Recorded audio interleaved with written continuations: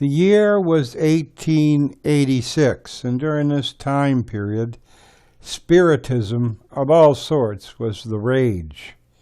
And one of the things that was developed, that was created in 1886, was a board game of sorts. I say board game loosely because this board has a dark reputation, and we'll get to that in a moment. The board initially was called a spirit board or a talking board, and the board came with a planchette, and with a person's hand on the planchette, it could ask the board questions, and the board would spell out letters, numbers, you name it, in the answer, in the response to the question that was asked. And a lot of people would try to get a hold of dead relatives using the Ouija board. And they would get contacts with entities that they could not explain. Again, there's no power in this board. This is just a board, a playing board with letters and numbers upon it. The power lay within the person who was playing upon this particular board. And anyone who knows this board firsthand will tell you this isn't a Ouija board. This is the dark door.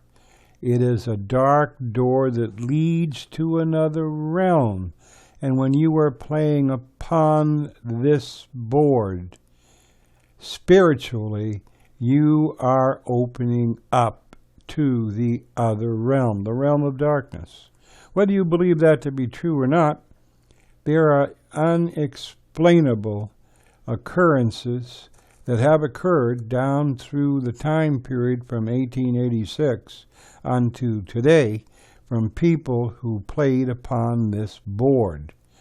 And they came away with very negative experiences.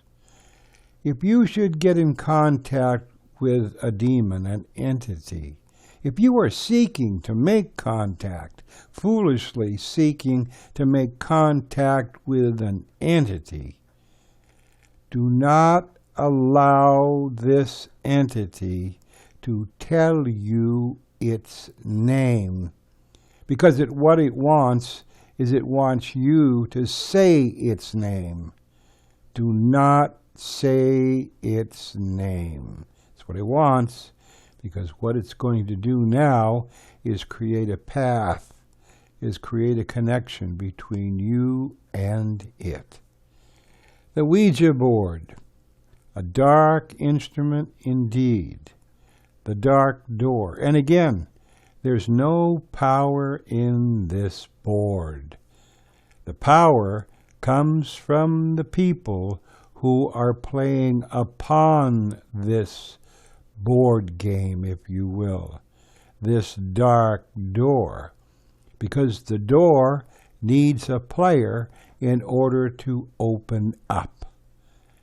Once open, the person in contact with whatever it is they're in contact with is creating a two-way path, if you will, between themselves and what is on the other side of that dark door. My best advice: stay clear from the Ouija door. Stay clear from this dark door.